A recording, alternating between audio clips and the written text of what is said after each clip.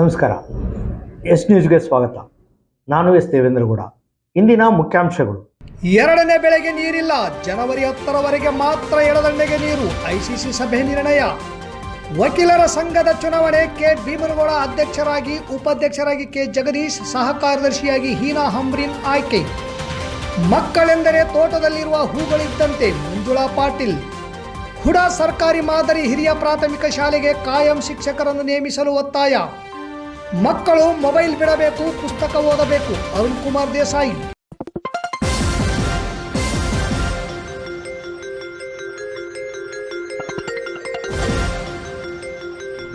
S news, ಇದು ನಿಮ್ಮ ಧ್ವನಿ. ವಾರ್ತೆಗಳ ವಿವರ. ಇಂದು ಬೆಂಗಳೂರಿನಲ್ಲಿ ನಡೆದ 125ನೇ ನೀರಾವರಿ ಸಲಹಾ ಸಮಿತಿಯ ಸಭೆಯಲ್ಲಿ ತುಂಗಭದ್ರಾ ಎಡದಂಡೆ ಮುಖ್ಯ ಕಾಲುವೆಗೆ ಡಿಸೆಂಬರ್ 1ರಿಂದ ಜನವರಿ 10ರವರೆಗೆ 3000 ಕ್ಯೂಸೆಕ್ಸ್ನಂತೆ ಈಗಿರುವ ಬೆಳೆದ ಬೆಳೆಗಳಿಗೆ ಮಾತ್ರ ನೀರು ಬಿಡಲು ಸಭೆ ನಿರ್ಣಯಿಸಿದ್ದು, ಎರಡನೇ ಬೆಳೆಗೆ ನೀರಿಲ್ಲವೆನ್ನದು ಅಧಿಕೃತವಾಗಿ ಹೇಳಿದಂತಾಗಿದೆ. ಎರಡನೇ ಬೆಳೆಗೆ ನೀರು ಬೇಕು ಎಂದು ರೈತ ಸಂಘಟನೆಗಳು ಹಾಗೂ ವಿರೋಧ ಪಕ್ಷಗಳು ಒತ್ತಡ ಹೇರುತ್ತಾ ಕೆಲವು ರೈತ ಸಂಘಟನೆಗಳು ಹೋರಾಟ ಪಾದಯಾತ್ರೆ ಹಮ್ಮಿಕೊಂಡಿವೆ. ಈ ಸಂದರ್ಭದಲ್ಲಿ ಇಂದು ನಡೆದ ನೀರಾವರಿ ಸಲಹಾ ಸಮಿತಿ ಸಭೆಯಲ್ಲಿ ಈಗಿರುವ ಸ್ಟ್ಯಾಂಡಿಂಗ್ ಬೆಳೆಗೆ ಮಾತ್ರ ನೀರು, ಅಂದರೆ ಜನವರಿ 10ರವರೆಗೆ ಮಾತ್ರ ನೀರು ಬಿಡುವ ನಿರ್ಣಯ ಕೈಗೊಂಡಿದೆ. ಕೇಂದ್ರ ಸರ್ಕಾರ ಹಾಗೂ ಬೋರ್ಡಿನ ಸಲಹೆಯಂತೆ ನಮ್ಮ ಡ್ಯಾಮಿನಲ್ಲಿ ಈಗಿರುವ ಸ್ಥಿತಿಗೆ ಕೇವಲ 80 TMC ನೀರು ಮಾತ್ರ ನಿಲುಗಡೆಗೆ ಮಾಡಲು ಸಲಹೆ ಮಾಡಿದ್ದು, ಅದರಲ್ಲಿ 35% ಆಂಧ್ರ ಮತ್ತು ತೆಲಂಗಾಣಕ್ಕೆ 65% ನಮ್ಮ ಪಾಲು ಇದೆ. ಈಗಾಗಲೇ ನಾವು ನೀರು ಬಳಕೆ ಮಾಡಿದ್ದು ಉಳಿದಿರುವುದು ಕೇವಲ 33.031 TMC ಮಾತ್ರ. ಇದರಲ್ಲಿ ಎರಡನೇ ಬೆಳೆಗೆ ನೀರು ಕೊಡಲು ಸಾಧ್ಯವಿಲ್ಲ. ಎರಡನೇ ಬೆಳೆ ನೀರು 60 TMC ನೀರು ಬೇಕು. ಹೀಗಾಗಿ ರೈತರು ಕೂಲಂಕುಷವಾಗಿ ವಿಚಾರ ಮಾಡಿ ಮುಂದಿನ ಭವಿಷ್ಯದ ದೃಷ್ಟಿಯಿಂದ ಡ್ಯಾಮಿನ ಗೇಟ್ಗಳನ್ನು ಅಳವಡಿಸುವುದು ಅವಶ್ಯಕತೆ ಇದ್ದು, ಸಹಕರಿಸಲು ನೀರಾವರಿ ಸಲಹಾ ಸಮಿತಿ ಅಧ್ಯಕ್ಷರು ಹಾಗೂ ಸಚಿವರಾದ ಶಿವರಾಜ್ ಎಸ್ ತಂಗಡಿಗೆ ಪತ್ರಿಕಾಗೋಷ್ಠಿ ನಡೆಸುವ ಮೂಲಕ ವಿನಂತಿ ಮಾಡಿದ್ದಾರೆ. ಈ ಸಂದರ್ಭದಲ್ಲಿ ಸಚಿವರಾದ NS ಬೋಸರಾಜ್ ಹಾಗೂ ವಿಧಾನ ಪರಿಷತ್ ಸದಸ್ಯರಾದ ಬಸನಗೌಡ ಬಾದರ್ಲಿ ಇದ್ದರು.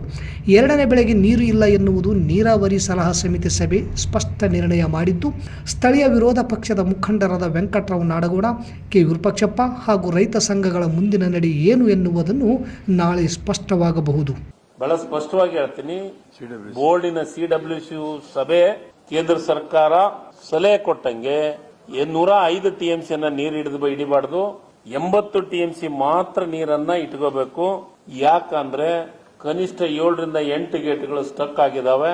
ಡ್ಯಾಮಿಗೆ ತೊಂದರೆ ಆಗಬಾರ್ದು, ಅಪಾಯ ಆಗಬಾರ್ದು ಅನ್ನೋ ದೃಷ್ಟಿಕೋನ ಇಟ್ಕೊಂಡು 80 TMC ಮಾತ್ರ ನೀರನ್ನು ಹಿಡಿದಿಟ್ಕೋಬೇಕು ಅಂತ ಸಲಹೆಯನ್ನ ಕೊಟ್ಟಿದ್ದು. ಕೇಂದ್ರ ಸರ್ಕಾರದ ಸಲಹೆ, ಬೋರ್ಡಿನ ಸಲಹೆ ಮೇರೆಗೆ ನಾವು 80 TMC ನೀರನ್ನ ಮಾತ್ರ ಹಿಡಿದಿಟ್ಕೊಂಡ್ವಿ. ಬೋರ್ಡ್ನವರು ಸಲಹೆ ಹಿಡಿದಾಗ ಬೋರ್ಡ್ನವರೇ ಹಿಡಿದಿಟ್ಟಿದ್ದು 80 TMC ನೀರು. 80 TMC ನೀರಿನ ಪ್ರಕಾರ ನಮಗೆ ಎರಡನೇ ಬೆಳೆ ಬಿಡಬೇಕಾತಂದ್ರ ಕನಿಷ್ಠ 60 TMC ಅಷ್ಟು ನೀರು ಬೇಕು ಕರ್ನಾಟಕದ ಪಾಲೆ. ಅದಕ್ಕೆ ಇವತ್ತು ನಮ್ಮ ಪರಿಸ್ಥಿತಿ ಏನಾಗಿದೆ ಅಂತಂದ್ರೆ, ನಮ್ಮ ಪಾಲು ಇವತ್ತು ಆಸ್ ಎನ್ ಟುಡೇ ಇವತ್ತಿನ ಪರಿಸ್ಥಿತಿ 75 TMC ಮಾತ್ರ ನಮ್ದು ನೀರಿದೆ. ಕನಿಷ್ಠ ಇದ್ರೊಳಗೆ ನಾವು ಶೇರ್ ಮಾಡ್ಕೋಬೇಕು. 80 TMC ಒಳಗ 35% ಆಂಧ್ರ ಮತ್ತು ತೆಲಂಗಾಣ, 65% ಕರ್ನಾಟಕದ ಪಾಲು ಇದ್ರೊಳಗೆ. ಆ ಪಾಲಿನ ಪ್ರಕಾರ ಈಗಾಗಲೇ ಅವರು ನೀರು ತಗೊಂಡಿದ್ದಾರೆ, ನಾವು ನೀರು ತಗೊಂತಾ ಇದ್ದೀವಿ.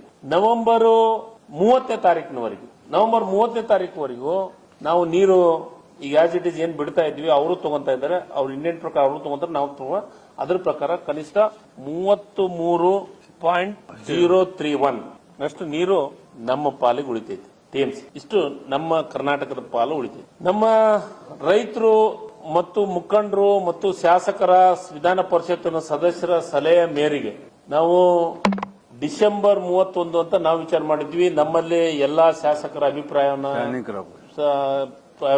ಪಡೆದತ್ನಾಗ ಸ್ಟ್ಯಾಂಡಿಂಗ್ ಕ್ರಾಪಿಗೆ ಜೋಳ, ಹತ್ತಿ, ಮೆಣಸಿನಕಾಯಿ, ರೈಟ್ ಮತ್ತು ಲೆಫ್ಟ್ ಬ್ಯಾಂಕಿಗೆ ಇವೆರಡಕ್ಕೂ ಇರೋದ್ರಿಂದ ನಾವು ಜನವರಿ 10ನೇ ತಾರೀಕಿನವರೆಗೂ ಈ ಸದ್ಯ ಇದ್ದಂತ ನೀರು ಕಂಟಿನ್ಯೂಸ್ ಮಾಡ್ತೀವಿ. ಇಂದು ನಡೆದ ಸಿಂಧನೂರು ವಕೀಲರ ಸಂಘದ ಚುನಾವಣೆಯಲ್ಲಿ ಅಧ್ಯಕ್ಷರಾಗಿ ಕೆ ಭೀಮನಗೌಡ, ಉಪಾಧ್ಯಕ್ಷರಾಗಿ ಕೆ ಜಗದೀಶ್, ಸಹ ಕಾರ್ಯದರ್ಶಿಯಾಗಿ ಹೀನಾ ಹಂಬ್ರಿನ್ ಆಯ್ಕೆಯಾಗಿದ್ದಾರೆ. 2025-26ನೇ ಸಾಲಿನ ತಾಲೂಕಾ ವಕೀಲರ ಸಂಘದ ಅಧ್ಯಕ್ಷ ಸ್ಥಾನಕ್ಕೆ ಕೆ ಭೀಮನಗೌಡ, ಪಂಪಣ್ಣ ಮೇಟಿ, ಉಪಾಧ್ಯಕ್ಷ ಸ್ಥಾನಕ್ಕೆ ಸುರೇಶ್ ರೆಡ್ಡಿ ಚನ್ನಳ್ಳಿ, ಲಲಿತಾ ಚೆಲ್ಲ, ಕೆ ಜಗದೀಶ್, ಸಹ ಕಾರ್ಯದರ್ಶಿ ಸ್ಥಾನಕ್ಕೆ ಗಿರಿಯಪ್ಪ ಇಚನಾಳ್, ಹೀನಾ ಹಂಬ್ರಿನ್ ಸ್ಪರ್ಧೆ ಮಾಡಿದ್ದರು. ಇಂದು ನಡೆದ ಚುನಾವಣೆಯಲ್ಲಿ 319 ಮತದಾರರಲ್ಲಿ 294 ಮತದಾನ ಮಾಡಿದರು. ಮತ ಎಣಿಕೆ ನಂತರ ಅಧ್ಯಕ್ಷ ಸ್ಥಾನದ ಅಭ್ಯರ್ಥಿ ಕೆ ಭೀಮನಗೌಡರಿಗೆ 227 ಮತಗಳು, ಪಂಪಣ್ಣ ಚನ್ನಳ್ಳಿ ಅವರಿಗೆ 67 ಮತಗಳು ಬಂದಿದ್ದು 160 ಮತಗಳ ಅಂತರದಿಂದ ಕೆ ಭೀಮನಗೌಡ ಅಧ್ಯಕ್ಷರಾಗಿ ಆಯ್ಕೆಯಾಗಿದ್ದಾರೆ. ಉಪಾಧ್ಯಕ್ಷ ಸ್ಥಾನದ ಅಭ್ಯರ್ಥಿ ಸುರೇಶ್ ರೆಡ್ಡಿಗೆ 109 ಮತಗಳು, ಲಲಿತಾ ಚೆಲ್ಲ ಅವರಿಗೆ 40 ಮತಗಳು, ಕೆ ಜಗದೀಶ್ಗೆ 145 ಮತಗಳು ಬಂದಿದ್ದು 36 ಮತಗಳ ಅಂತರದಿಂದ ಉಪಾಧ್ಯಕ್ಷರಾಗಿ ಕೆ ಜಗದೀಶ್ ಆಯ್ಕೆಯಾಗಿದ್ದಾರೆ. ಸಹ ಕಾರ್ಯದರ್ಶಿ ಸ್ಥಾನದ ಅಭ್ಯರ್ಥಿ ಹೀನಾ ಹಂಬ್ರಿನ್ ಅವರಿಗೆ 168 ಮತಗಳು, ಗಿರಿಯಪ್ಪ ಅವರಿಗೆ 125 ಮತಗಳು ಬಂದಿದ್ದು 43 ಮತಗಳ ಅಂತರದಿಂದ ಹೀನಾ ಹಂಬ್ರಿನ್ ಸಹ ಕಾರ್ಯದರ್ಶಿ ಆಯ್ಕೆಯಾಗಿದ್ದಾರೆ. ಈಗಾಗಲೇ ಕಾರ್ಯದರ್ಶಿಯಾಗಿ ದುರ್ಗೇಶ್ ನಾಯಕ್, ಖಜಾಂಚಿಯಾಗಿ ಶೇಖರಪ್ಪ ಗಡೇದ್ ಅವಿರೋಧವಾಗಿ ಆಯ್ಕೆಯಾಗಿದ್ದು, ಸಿಂಧನೂರು ವಕೀಲರ ಸಂಘದ 2025-26ನೇ ಸಾಲಿನ ಚುನಾವಣೆ ಫಲಿತಾಂಶದ ನಂತರ ಅಧ್ಯಕ್ಷರಾಗಿ ಕೆ ಭೀಮನಗೌಡ, ಉಪಾಧ್ಯಕ್ಷರಾಗಿ ಕೆ ಜಗದೀಶ್, ಕಾರ್ಯದರ್ಶಿಯಾಗಿ ದುರ್ಗೇಶ್ ನಾಯಕ್, ಸಹ ಕಾರ್ಯದರ್ಶಿಯಾಗಿ ಹೀನಾ ಹಂಬ್ರಿನ್, ಖಜಾಂಚಿಯಾಗಿ ಗಿರಿಯಪ್ಪ ಅವರು ಆಯ್ಕೆಯಾಗಿದ್ದಾರೆ ಎಂದು ಚುನಾವಣಾಧಿಕಾರಿ ಕೆ ಅಮರೇಗೌಡ ವಕೀಲರು, ಸಹಾಯಕ ಚುನಾವಣಾಧಿಕಾರಿ ಗುರುಕುಂದಪ್ಪ ವಕೀಲ್ ತಿಳಿಸಿದ್ದಾರೆ. ಹಿರಿಯ ಕಿರಿಯ ಮತ್ತು ಮಹಿಳಾ ವಕೀಲರಿಗೆ ನನ್ನ ಈ ವಿಜಯೋತ್ಸವಕ್ಕೆ ಧನ್ಯವಾದಗಳು. ಇದಕ್ಕೆಲ್ಲ ಕಾರಣರಾದ ಹಿರಿಯ ವಕೀಲರು ಮತ್ತು ಮಹಿಳಾ ವಕೀಲರು ನನ್ನನ್ನು ಅತ್ಯಂತ ಬಹುಮತದಿಂದ ಆರಿಸಿದ್ದಾರೆ. ಅವರ ಒಂದು ಆಶೆಯ ಮೇರೆಗೆ ಮುಂದಿನ ದಿನಗಳೇ ನಾನು ಏನೇನು ಕೋರ್ಟ್ ಕೆಲಸಗಳಿದ್ದಾವೆ ಮತ್ತು ವಕೀಲರ ಸಂಘದ ಸಲುವಾಗಿ ನಾನು ಹಗಲು ರಾತ್ರಿ ದುಡಿತೀನಂತ ಈ ಸಂದರ್ಭದಲ್ಲಿ ಹೇಳುತ್ತಾ, ಈ ಒಂದು ಎಲ್ಲ ವಿಜಯೋತ್ಸವ ಎಲ್ಲ ವಕೀಲರಿಗೆ ಸೇರಿದ್ದು, ಎಲ್ಲರೂ ನನಗೆ ಏನು ಓಟ್ ಹಾಕಿ ಆರಿಸಿದ್ದಾರೆ ಮತ್ತು ಪರೋಕ್ಷವಾಗಿ ಪ್ರತ್ಯಕ್ಷವಾಗಿ ನನಗೆ ಸಹಾಯ ಮಾಡಿದಂಥ ಎಲ್ಲರಿಗೂ ಈ ಸಂದರ್ಭದಲ್ಲಿ ಧನ್ಯವಾದ ಅರ್ಪಿಸ್ತೀನಿ. ಈ ವಿಜಯ ಎಲ್ಲ ವಕೀಲರ ವಿಜಯ, ಎಲ್ಲರ ಸಲುವಾಗಿ ವಿಜಯ. ಅದಕ್ಕಾಗಿ ನಾನು ಅವರಿಗೆ ಹಗಲಿರುಳು ಕೆಲಸ ಮಾಡೋದು ಇಚ್ಛೆಪಡ್ತೀನಿ. ಈಗ 2 ಸಲ ಭೀಮಗೌಡ ವಕೀಲರು ಕಂಟೆಸ್ಟ್ ಮಾಡಿದ್ರು, 3 ಸಲ ಮಾಡ್ರೆ 2 ಸಲ ಸೋದ್ರು, 2 ಸಲ ಅವರು ಆಯ್ಕೆ ಆಗಿದ್ರು ಆಗಿರಿ. ಈಗ ಕಾಂಟೆಸ್ಟ್ ಮಾಡಿದ್ರೆ ಯಾವಾಗ ನೀವು ಗೆದ್ದಿಲ್ಲ, ಈ ಸಲ ಗೆದ್ದಲಿಕ್ಕೆ ಏನು ಮ್ಯಾಜಿಕ್ ಮಾಡಿದ್ರು? ವಕೀಲರು ಮತ್ತು ಕಿರಿಯ ವಕೀಲರು, ಮಹಿಳಾ ವಕೀಲರು ನನ್ನ ಮೇಲೆ ಇರ್ತಕ್ಕಂಥ ಭರವಸೆಗಳು ಈಗಾಗಲೇ ನಾನು ನನ್ನ ಹಿಂದಿನ ಅವಧಿಯಲ್ಲಿ ಎಲ್ಲರ ಸಹಕಾರದಿಂದ ಡಿಸ್ಟ್ರಿಕ್ಟ್ ಕೋರ್ಟ್ ಇಲ್ಲಿ ಮಾಡಿದ್ದೀವಿ, ಅದರ ಜೊತೆಗೆ ಅಂಚೆ ಕಚೇರಿ ಮಾಡಿದ್ದೀವಿ ಮತ್ತು ಲೈಬ್ರರಿ ಮಾಡಿದ್ದೀನಿ. ಎಲ್ಲ ರೀತಿಯಿಂದ ನಾನು ಹಿಂದಿನ ಕೆಲಸಗಳನ್ನು ಗುರುತಿಸಿ ನನಗೆ ಮುಂದಿಗೆ ಈ ಭರವಸೆ ಇಟ್ಟು ನನ್ನ ಆರಿಸಿದ್ದಾರೆ. ಅವರ ಭರವಸೆಗೆ ಯಾವತ್ತೂ ನಾನು ತುಚಿ ತರಂಗಿಲ್ಲ. ಮುಂದೆ ಅವರ ಒಂದು ಸಲಹೆ ಸಹಕಾರ ಆಶೀರ್ವಾದದಿಂದ ಮತ್ತೆ ಕೆಲಸ ಮಾಡ್ತೀನಿ. ಮತ್ತು ನನಗೆಲ್ಲರೂ ಜೂನಿಯರ್ಸ್ ಆಗಲಿ ಹಿರಿಯರಾಗಲಿ ಮಹಿಳಾ ವಕೀಲರು ಒಂದು ಸಹಕಾರ ಅಗತ್ಯತೆ. ಅದಕ್ಕಾಗಿ ಮುಂದಿನ ದಿನಗಳು ಅವರ ಸಹಕಾರದಿಂದ ನಾನು ಅವರ ಸೇವೆಯನ್ನು ಮಾಡ್ತೀನಿ ಅಂತ ಈ ಸಂದರ್ಭದಲ್ಲಿ. ಮಕ್ಕಳೆಂದರೆ ತೋಟದಲ್ಲಿರುವ ಹೂಗಳಿದ್ದಂತೆ, ಮೃದು ಸ್ವಭಾವದವರು. ಮಕ್ಕಳನ್ನು ಪಾಲಕರು, ಶಿಕ್ಷಕರು ಪ್ರೀತಿಯಿಂದ ಪೋಷಿಸಿ ಬೆಳೆಸಬೇಕಾಗಿದೆ. ಕಾರಣ ಈ ನಾಡಿನ ಮುಂದಿನ ಭವ್ಯ ಪ್ರಜೆಗಳು ಎಂದು ಸೇಂಟ್ ಮೇರಿ ಹೈಯರ್ ಮತ್ತು ಹೈಸ್ಕೂಲ್ ಅಧ್ಯಕ್ಷರಾದ ಮಂಜುಳಾ ಪಾಟೀಲ್ ಹೇಳಿದರು. ತಾಲೂಕಿನ RH ನಂಬರ್ 1ರ ಬರ್ಮಾ ಕ್ಯಾಂಪಿನ ಸೇಂಟ್ ಮೇರಿ ಹೈಯರ್ ಮತ್ತು ಹೈಸ್ಕೂಲ್ನಲ್ಲಿ ಮಕ್ಕಳ ದಿನಾಚರಣೆಯ ಪ್ರಯುಕ್ತ ಫುಡ್ ಫೆಸ್ಟಿವಲ್ ಹಮ್ಮಿಕೊಳ್ಳಲಾಗಿತ್ತು. ಈ ಕಾರ್ಯಕ್ರಮವನ್ನು ಉದ್ದೇಶಿಸಿ ಮಾತನಾಡಿದ ಅವರು, ಈ ಭಾರತ ದೇಶದ ಮೊಟ್ಟಮೊದಲ ಪ್ರಧಾನಿ ಜವಾಹರ್ಲಾಲ್ ನೆಹರು ಅವರ ಜನ್ಮದಿನವನ್ನು ಮಕ್ಕಳ ದಿನಾಚರಣೆಯನ್ನಾಗಿ ಆಚರಿಸಲಾಗುತ್ತಿದೆ. ಅವರಿಗೆ ಮಕ್ಕಳೆಂದರೆ ತುಂಬ ಪ್ರೀತಿ ಇದ್ದ ಕಾರಣ ಅವರ ಜನ್ಮದಿನವನ್ನು ಮಕ್ಕಳ ದಿನಾಚರಣೆಯನ್ನಾಗಿ ಆಚರಿಸಲು ಆದೇಶಿಸಿದರು. ಮಕ್ಕಳಿಗೆ ಅವರ ಹಕ್ಕು ಕೊಡಬೇಕಾದದ್ದು ದೇಶವನ್ನಾಳುವ ನಾಯಕರು ಮತ್ತು ಪಾಲಕರದ್ದು ಎಂಬ ಆಶಯ ವ್ಯಕ್ತಪಡಿಸಿದ್ದರು. ಈ ದಿಶೆಯಲ್ಲಿ ಮಕ್ಕಳಿಗೆ ಬರೀ ಓದು ಬರಹವನ್ನಲ್ಲದೆ ವ್ಯಾವಹಾರಿಕ ಜ್ಞಾನ ಹೆಚ್ಚಿಸಲು ಮಕ್ಕಳ ದಿನಾಚರಣೆಯ ದಿನದಂದು ಫುಡ್ ಫೆಸ್ಟಿವಲ್ ಹಮ್ಮಿಕೊಂಡಿದ್ದೇವೆ. ಪಾಲಕರ ಜೊತೆಯಲ್ಲಿ ಶಿಕ್ಷಕರು ಸಹ ಮಕ್ಕಳನ್ನು ಪ್ರೋತ್ಸಾಹಿಸುವ ಕೆಲಸ ಮಾಡಬೇಕು. ಓದು ಒಕ್ಕಾಲು ಬುದ್ಧಿ ಮುಕ್ಕಾಲು ಅನ್ನುವ ಹಾಗೆ ತಿಳುವಳಿಕೆಗಾಗಿ ಅವರ ಮುಂದಿನ ಭವಿಷ್ಯಕ್ಕಾಗಿ ಓದಬೇಕು. ಅದೇ ರೀತಿಯಲ್ಲಿ ವ್ಯವಹಾರದ ಜ್ಞಾನವೂ ಕೂಡ ಅಷ್ಟೇ ಮುಖ್ಯವಾದದ್ದು ಆಗಿದೆ. ಈ ನಿಟ್ಟಿನಲ್ಲಿ ಮಕ್ಕಳಿಗೆ ಕಲಿಕಾ ಪ್ರವೃತ್ತಿ ಜೊತೆಗೆ ವ್ಯಾವಹಾರಿಕ ಜ್ಞಾನವೂ ಇರಬೇಕು ಎಂದರು. ನಂತರ ಮನೆಯಿಂದ ಮಕ್ಕಳು ವಿವಿಧ ತಿಂಡಿ ತಿನಿಸುಗಳು, ಖಾದ್ಯಗಳನ್ನು ತಯಾರಿ ಮಾಡಿಕೊಂಡು ಬಂದು ಪಾಲಕರಿಗೆ, ಶಿಕ್ಷಕರಿಗೆ, ವಿದ್ಯಾರ್ಥಿಗಳಿಗೆ ಮಾರಾಟ ಮಾಡುತ್ತಾ ತರಾವೇರಿಯಲ್ಲಿ ತಮ್ಮದೇ ಆದ ಶೈಲಿಯಲ್ಲಿ ಬೆಲೆ ನಿಗದಿ ಮಾಡಿ ವ್ಯವಹಾರದ ಜ್ಞಾನವನ್ನು ತಿಳಿದುಕೊಂಡರು. ಈ ವೇಳೆ ಶಾಲೆಯ ಕಾರ್ಯದರ್ಶಿ ಕೆ ಬಸನಗೌಡ ಪಾಟೀಲ್, ಮುಖ್ಯ ಗುರುಗಳಾದ ಪ್ರಿಯಾ ಜೈನ್, ಶಿಕ್ಷಕರಾದ ಚಾಂದ್ ಪಾಷಾ, ರಾಮಕೃಷ್ಣ, ಮಂಜುನಾಥ್, ಮರಿಯಮ್ಮ, ಪವಿತ್ರ, ಬಸಮ್ಮ, ಸಾಹಿರಾ, ಜಾಕ್ಲಿನ್, ಅರುಣ್ ಕುಮಾರ್, ಸೋಫಿಯಾ ಸೇರಿದಂತೆ ಸಿಬ್ಬಂದಿ ವರ್ಗದವರು, ವಿದ್ಯಾರ್ಥಿಗಳು ಮತ್ತು ಪಾಲಕರಿದ್ದರು. ಚಿಲ್ಡ್ರನ್ ಸ್ಪೆಷಲಿಸ್ಟ್ ಇವತ್ತು ಮಕ್ಕಳು ಒಂದು ತೋಟದಲ್ಲಿರುವಂತಹ ಗುಲಾಬಿಗಳು ಇದ್ದ ಹಾಗೆ ನಾವು ಅವರನ್ನು ಚೆನ್ನಾಗಿ ಮತ್ತು ಅವರನ್ನು ಪ್ರೀತಿಯಿಂದ ಪೋಷಿಸಬೇಕು. ಯಾಕಂದರೆ ಅವರು ಮುಂದಿನ ಪ್ರಜೆಗಳು, ಈ ಭಾರತದ ಪ್ರಜೆಗಳು.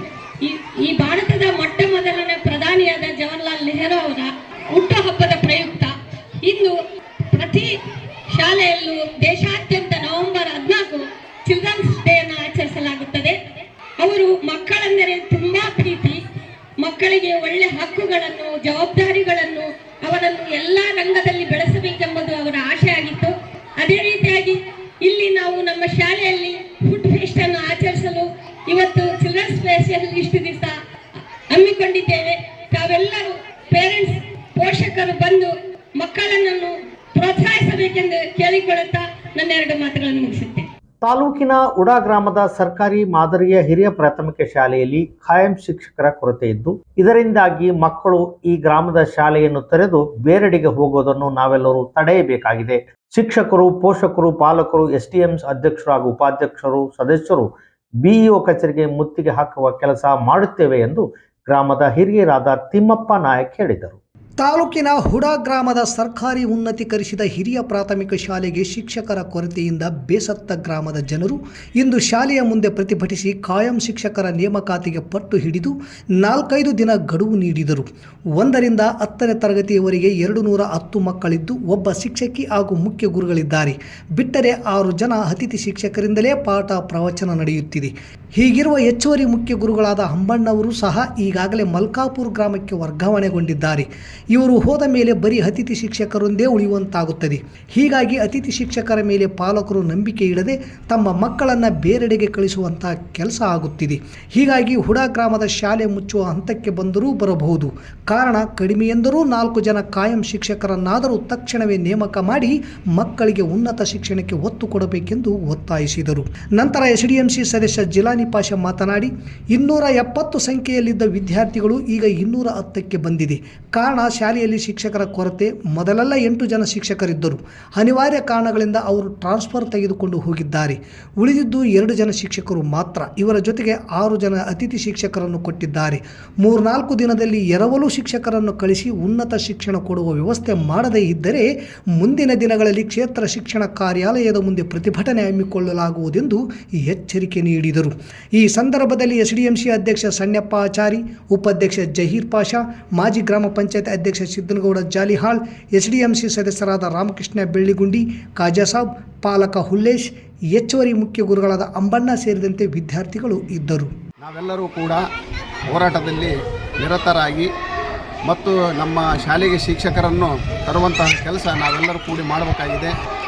ಹಾಗಾಗಿ ನಾವೆಲ್ಲರೂ ಪಾಲಕರು ಮತ್ತು ಪೋಷಕರು ಮತ್ತು SDMCಯ ಸದಸ್ಯರು, ಅಧ್ಯಕ್ಷರು, ಸರ್ವ ಸದಸ್ಯರೆಲ್ಲರೂ ಕೂಡಿ BO ಆಫೀಸಿಗೆ ಮುತ್ತಿಗೆ ಹಾಕುವಂಥ ಕೆಲಸವನ್ನು ನಾವು ಮಾಡಿ ಮುಂದೊಂದು ದಿನದಲ್ಲಿ ಮಾಡಿ ಆ ಶಿಕ್ಷಕರನ್ನು ನೀಗಿಸುವಂಥ ಕಾರ್ಯ ಇದಾಗಬೇಕಾಗಿದೆ. ಇಲ್ಲಿ ಬರೀ ಅತಿಥಿ ಶಿಕ್ಷಕರಿಂದನೇ ನಡೀತಿದೆ. ಈಗ ಇರ್ತಕ್ಕಂಥ ಮುಖ್ಯ ಗುರುಗಳು ವರ್ಗಾವಣೆಗೊಂಡಿದ್ದಾರೆ ಮಲ್ಕಾಪುರಕ್ಕೆ. ಅವರು ಹೋಗಿಂದೆ ಈ ಶಾಲೆಯಲ್ಲಿ ಅತಿಥಿ ಶಿಕ್ಷಕರನ್ನೇ ಉಳಿಯುವಂಥ ಕೆಲಸ ಆಗಿದೆ. ಆದ್ದರಿಂದ ಇಲ್ಲಿ ಇರ್ತಕ್ಕಂಥ ಪಾಲಕರು ಈ ಅತಿಥಿ ಶಿಕ್ಷಕರ ಮೇಲೆ ನಂಬಿಕೆ ಇಲ್ಲದೆ ನಮ್ಮ ಮಕ್ಕಳನ್ನು ಬೇರೆ ಶಾಲೆಗೆ ಮಕ್ಕಳನ್ನು ಹಚ್ಚುವಂಥ ಕೆಲಸ ಮಾಡಿದ್ದಾರೆ. ಹಾಗಾಗಿ 270 ಇರ್ತಕ್ಕಂಥ ಈ ಮಕ್ಕಳ ಸಂಖ್ಯೆ ಈಗ ಕುಸಿದು 210ಕ್ಕೆ ಬಂದಿದೆ. ಇನ್ನು ಎಲ್ಲ ಶಿಕ್ಷಕರು ವರ್ಗಾವಣೆಗೊಂಡ್ರೆ ಇಲ್ಲಿ ಇರ್ತಕ್ಕಂಥ ಮಕ್ಕಳು ಬೇರೆ ಕಡೆ ಹಚ್ಚಿ ಈ ಶಾಲೆ ಮುಚ್ಚುವಂತಹ ಹಂತಕ್ಕೆ ಬರೋದರಲ್ಲಿ ಸಂಶಯ ಇಲ್ಲ. ಆದ್ದರಿಂದ BO ಅವರಿಗೆ ನಾವು ಮನವಿ ಮಾಡಿಕೊಳ್ತೀವಿ, ಆದಷ್ಟು ಬೇಗನೆ ಉಡಾ ಗ್ರಾಮಕ್ಕೆ ಸರ್ಕಾರಿ ಉನ್ನತೀಕರಿಸಿದ ಶಾಲೆಗೆ 4 ಜನ ಶಿಕ್ಷಕರನ್ನು ನೇಮಕ ಮಾಡಿ ಈ ಶಾಲೆಯನ್ನು ಮತ್ತೆ ಹೆಚ್ಚು ಮಕ್ಕಳನ್ನು ಈ ಶಾಲೆಗೆ ನೋಂದಾವಣಿ ಮಾಡಿ ದಯವಿಟ್ಟು ನೀವು ಏನಾದರೂ ಒಂದು ಅಪಾಯಿಂಟ್ಮೆಂಟ್ ಕೊಡೋದನ್ನು ರಿನ್ಯೂ ಮಾಡೋಕ್ಕಾಗಲ್ಲ ಅವ್ರಿಗೆ ಅಂತ ನಾವು ಎಷ್ಟೇ ಹೋರಾಟ ಮಾಡಿದ್ರು ಕೂಡ ಸರ್ಕಾರದ ಆದೇಶ ಪ್ರಕಾರ ಅವರು ತಮ್ಮ ಹಕ್ಕನ್ನು ಚಲಾಯಿಸ್ಕೊಂಡು ಅವರು ಬೇರೆ ಕಡೆ ಹೋಗ್ಬಿಟ್ರು. ಹಂಗಾಗಿ ಇಲ್ಲಿ ಮಕ್ಕಳಿಗೆ ಸರಿಯಾಗಿ ಮ್ಯಾನೇಜ್ ಮಾಡ್ತಕ್ಕಂಥ ಶಿಕ್ಷಕರಿಂದ ಆಗ್ತಾಯಿಲ್ಲ. ಇವತ್ತು ಅತಿಥಿ ಶಿಕ್ಷಕರ ಅವ್ರ ಬಗ್ಗೆ ನಾವು ಯಾವ ಆಸೆ ಪಡೋಕ್ಕೆ ಬರೋಂಗಿಲ್ಲ. ಅವರ ಒಂದು ಪ್ರತಿಭೆ ತಕ್ಕಂಥ ಪಾಠ ಮಾಡ್ತಾ ಇದ್ದಾರೆ. ಆದರೂ ಕೂಡ ಇಲ್ಲಿ 210 ಮಕ್ಕಳಿದ್ದು ಕೂಡ ಇಷ್ಟು ದೊಡ್ಡ ಶಾಲೆ ಇದ್ದರೂ ಕೂಡ ಇದು ಒಂದೇ ಶಾಲೆ ಅಂತಲ್ಲ, ಇವತ್ತು ಪಕ್ಕದಲ್ಲಿ ಒಂದು ಉರ್ದು ಶಾಲೆ ಕೂಡ ಇದೆ, ಅಲ್ಲಿ ಕೂಡ ಇದೇ ಕೊರತೆ, ಅಲ್ಲಿ ಕೂಡ ಶಿಕ್ಷಕರ ಕೊರತೆ, ಅಲ್ಲಿ ಕೂಡ ಅತಿಥಿ ಶಿಕ್ಷಕರ ಜೊತೆಯಾಗಿ ಕೆಲಸ ಮಾಡ್ತಾ ಇದ್ದಾರೆ. ಇವತ್ತು 2 ಶಾಲೆಗಳಲ್ಲಿ ಕೂಡ ಮಕ್ಕಳ ಸಂಖ್ಯೆ ಇದ್ದರೂ ಕೂಡ ಆ ಮಕ್ಕಳ ಸಂಖ್ಯೆಗೆ ಅನುಗುಣವಾಗಿ ಶಿಕ್ಷಕರು ಇಲ್ಲ. ಹಾಗಾಗಿ ಸಂಬಂಧಪಟ್ಟಂಥ ಇವತ್ತು BO ಇರ್ಬೋದು, BRC ಇರ್ಬೋದು, DDP ಇರ್ಬೋದು, ಇವರೆಲ್ಲರೂ ಕೂಡ ಈ BRC ವ್ಯಾಪ್ತಿಯಲ್ಲಿರ್ಬೋದು, CRC ವ್ಯಾಪ್ತಿಯಲ್ಲಿ ನಮ್ಮ ತಾಲೂಕಿನಲ್ಲಿ ಯಾವುದೇ ಶಾಲೆಯಲ್ಲಿದ್ದು ಕೂಡ ಮಕ್ಕಳ ಸಂಖ್ಯೆಗೆ ಅನುಗುಣವಾಗಿ ಎಷ್ಟು ಜನ ಶಿಕ್ಷಕರು ಕೆಲಸ ಮಾಡ್ತಾರೆ ಅವ್ರನ್ನ ಆದಷ್ಟು ಬೇಗ ನಮ್ಮ ಉಡಾ ಶಾಲೆಗೆ ಕಳಿಸಿ ಈ ಶಿಕ್ಷಣದ ಒಂದು ಕೊರತೆಯನ್ನು ನೀಗಿಸ್ಬೇಕಂತ ಹೇಳುತ್ತಾ, ಇಲ್ಲ ಅಂತಂದರೆ ಈ ಮುಂದಿನ ದಿನಮಾನಗಳಲ್ಲಿ ಇವತ್ತು ನಾವು ಪಾಲಕರ ಸಭೆ ಕೂಡ ಮಾಡಿ ಒಂದು ನಿರ್ಧಾರ ಮಾಡಿದ್ದೀವಿ. ಪಂಡಿತ್ ಜವಾಹರ್ಲಾಲ್ ನೆಹರು ಅವರು ತಮ್ಮ ಜನ್ಮ ದಿನಾಚರಣೆಯನ್ನು ನಿಮ್ಮ ದಿನಾಚರಣೆ ಎಂದು ಹೇಳಿದರು. ಅವರು ಯಾಕೆ ಹಾಗೆ ಹೇಳಿದರು ಎನ್ನುವುದು ಮಹತ್ವ.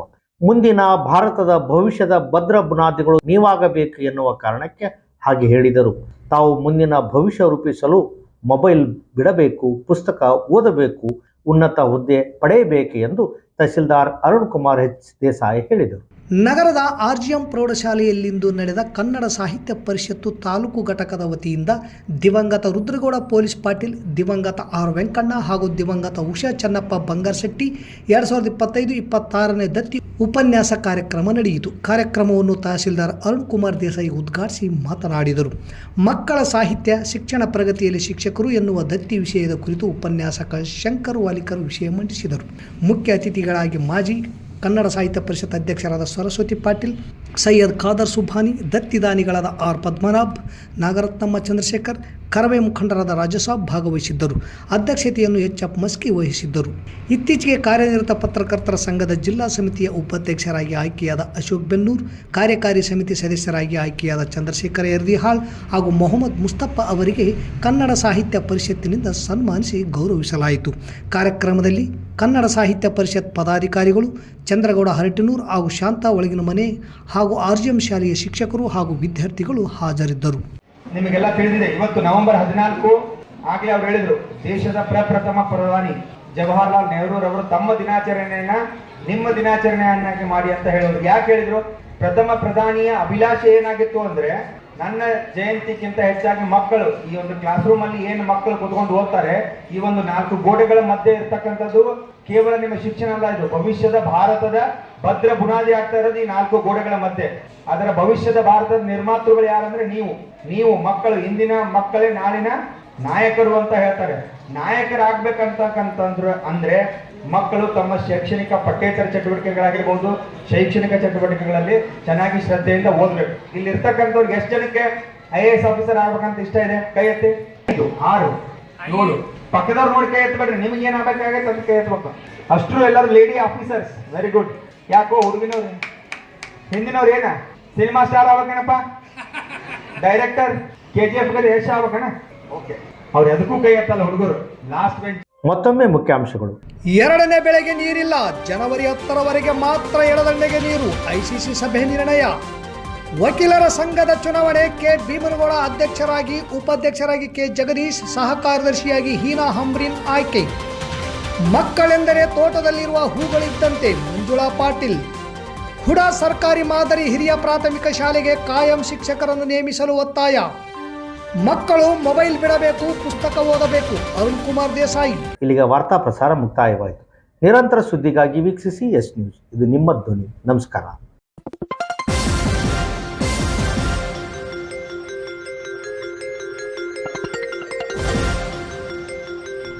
ಎಸ್ ನ್ಯೂಸ್, ಇದು ನಿಮ್ಮ ಧ್ವನಿ.